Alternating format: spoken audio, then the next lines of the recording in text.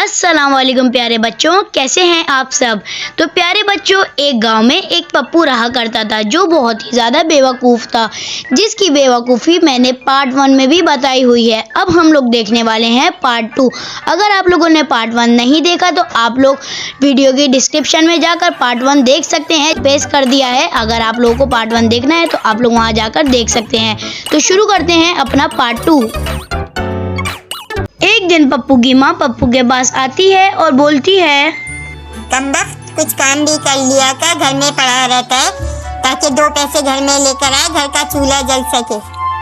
अच्छा माँ, बस 2 पैसे चाहिए, मैं अभी ले आता हूँ। जल गया चूल्हा, अभी गया मैं बस। हाँ बेटा पप्पू, कुछ काम कर, कब तक मैं इस तरह घर चलाऊं। माँ की बातें सुनकर पप्पू काम की तलाश में जाने लगता है। फिर पप्पू एक दुकान में पहुंचता है और दुकान वाले से कहता है,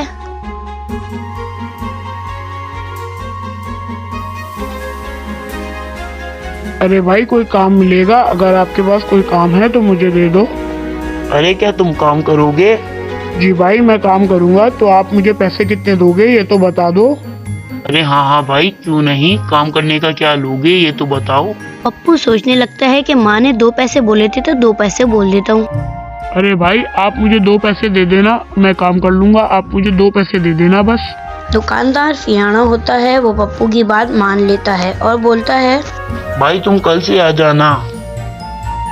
फिर पप्पू घर पहुंचता है और माँ उससे पूछती है,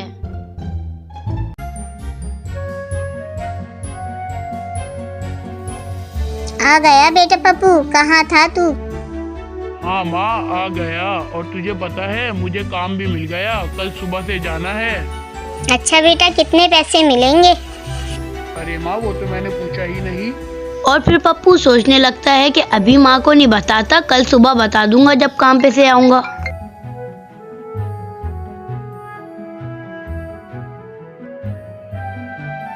क्या सोचने लगा बेटा पप्पू, चलो हाथ मुंह धो लो, मैं खाना लगाती हूँ, फिर तुम्हें कल काम पर भी जाना होगा।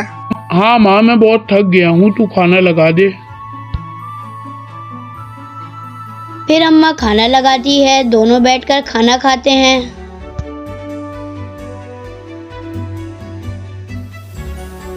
फिर रात हो जाती है, पप्पू जल्दी सो जाता है क्योंकि उसको सुबह काम पर भी जाना होता है। अगले दिन सुबह पप्पू उठता है और माँ के पास जाकर बोलता है, माँ, मैं काम पर जा रहा हूँ। अच्छा देखो बेटा पप्पू, दिल लगाकर काम करना, मालिक को कोई शिकायत ना मिले तुमसे। हाँ माँ, मैं अच्छे से काम करूँगा। ये बोलकर पप्पू काम के लिए निकल जाता है। फिर पप्पू दुकानदार के पास पहुंचता है और बोलता है, लो भाई, मैं आ गया, क्या काम है बता दो। ये जो सामान है ये तुम्हें बेचना है, बेच लोगे?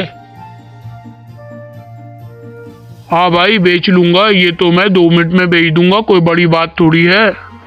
अरे भाई, ये सामान कितने का बेचना है ये तो आपने बताया ही नहीं। भाई 2 पैसे ऊपर या 2 पैसे नीचे रख के बेच देना। फिर पप्पू सामान लेकर चला जाता है। फिर पप्पू एक जगह पहुंचता है और आवाज दे रहा होता है, कपड़े का थान ले लो, कपड़े का थान ले लो। फिर पप्पू एक बाजार में जाता है, वहाँ पर आवाज दे रहा होता है। फिर एक आदमी आता है और बोलता है, अरे मियाँ, क्या बेच रहे हो? अरे भाई, कपड़े का थान बेच रहा हूँ, लेना है क्या? अरे भाई, क्या हिसाब दे रहे हो कपड़े का थान? अरे भाई, 2 पैसे ऊपर या 2 पैसे नीचे दे दो।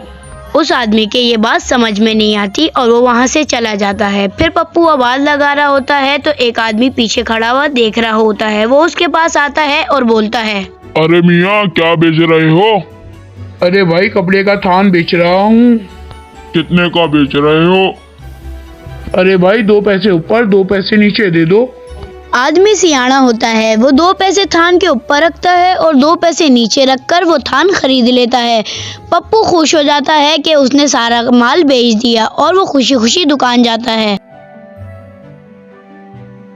भाई, मैंने सारा माल बेच दिया। अरे वाह भाई, तुम तो बड़े अक्लमंद निकले, ये जो सामान है ये भी बेच दो। भाई, पैसे तो ले लो। हाँ लाओ भाई, कितने पैसे हुए दे दो। آپ نے بولا تھا 2 پیسے اوپر 2 پیسے نیچے رکھ کے بیچ دینا. یہ لو 4 روپے. پپو دکاندار کو پیسے دیتا ہے تو دکاندار غصے میں آ جاتا ہے. ارے منوس تو نے میرا نقصان کروا دیا. اتنے کم پیسوں میں میرا تھان بیچ کے آ گیا. تو تو مورک ہے, مورک 1 نمبر کا. جا, کوئی تیرے پیسے ویسے نہیں بنتے, جا یہاں سے. پپو روتا ہوا گھر چلا جاتا ہے. اس کے سمجھ میں نہیں آتا کہ دکاندار نے اس کو پیسے کیوں نہیں دیے. پپو روتا ہوا گھر میں آتا ہے اور ماں اس سے پوچھتی ہے. ارے کیا ہوا پپو, کیوں رو رہا ہے؟ تو تو کام پر گیا تھا, کیا ہوا؟ ارے ماں, آج کا تو حساب مجھے سمجھ میں نہیں آیا. دکاندار نے بولا 2 پیسے اوپر 2 پیسے نیچے بیچ دینا. میں نے ایسا ہی کیا. اس نے مجھے مارا اور پیسے بھی نہیں دیے.